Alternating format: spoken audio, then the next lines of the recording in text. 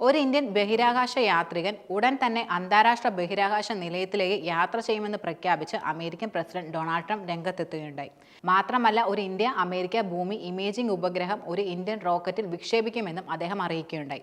പുറത്തുവരുന്ന റിപ്പോർട്ടുകൾ പ്രധാനമായും വെളിപ്പെടുത്തുന്നത് പ്രധാനമന്ത്രി നരേന്ദ്രമോദിയും അമേരിക്കൻ പ്രസിഡന്റ് ഡൊണാൾഡ് ട്രംപും തമ്മിൽ വൈറ്റ് ഹൗസിൽ നടന്ന കൂടിക്കാഴ്ചയിൽ ദീർഘകാല മനുഷ്യ ബഹിരാകാശ ദൗത്യങ്ങൾക്ക് വലിയ പ്രോത്സാഹനം ലഭിച്ചതായിട്ടാണ്.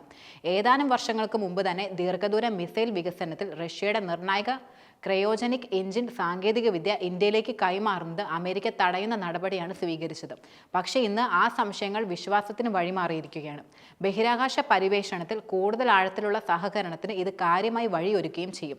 മോദിയും ട്രംപും തമ്മിലുള്ള കൂടിക്കാഴ്ചയിൽ ഇന്ത്യ അമേരിക്ക ട്രസ്റ്റ് അല്ലെങ്കിൽ സ്ട്രാറ്റജിക് ടെക്നോളജി ഉപയോഗപ്പെടുത്തുന്ന ഒരു പുതിയ സംരംഭത്തിന് തുടക്കം കുറിക്കുകയുണ്ടായി. പ്രതിരോധം, കൃത്രിമ ബുദ്ധി, സെമി കണ്ടക്ടറുകൾ, ക്വാണ്ടം കമ്പ്യൂട്ടറിംഗ്, ബയോടെക്നോളജി, ഊർജ്ജം, ബഹിരാകാശം എന്നിങ്ങനെ ഉൾപ്പെടെ പ്രധാന വളർന്നുവരുന്ന സാങ്കേതിക വിദ്യകളിൽ സർക്കാരുകൾ, അക്കാദമിക് മേഖല, സ്വകാര്യ മേഖല എന്നീ മേഖലകൾ തമ്മിലുള്ള സഹകരണം വർദ്ധിപ്പിക്കുക എന്നതാണ് ഈ സംരംഭത്തിന്റെ പ്രധാന ലക്ഷ്യം.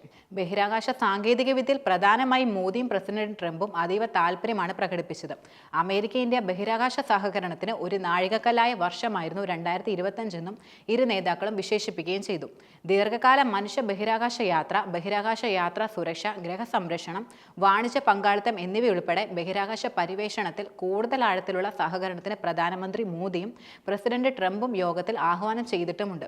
കണക്ടിവിറ്റി, ന്യൂനത, ബഹിരാകാശ യാത്ര, ഉപഗ്രഹ ബഹിരാകാശ വിക്ഷേപണ സംവിധാനങ്ങൾ, ബഹിരാകാശ സുസ്ഥിരത, ബഹിരാകാശ ടൂറിസം, ന്യൂനത ബഹിരാകാശ നിർമ്മാണം എന്നിങ്ങനെ തുടങ്ങി പരമ്പരാഗതവും ഉയർന്നു വരുന്നതുമായ മേഖലകളിലെ ഇടപെടലിലൂടെ കൂടുതൽ വാണിജ്യ ബഹിരാകാശ സഹകരണത്തിന് നേതാക്കൾ പ്രതിജ്ഞാബദ്ധരാകുകയും ചെയ്തിട്ടുണ്ട്.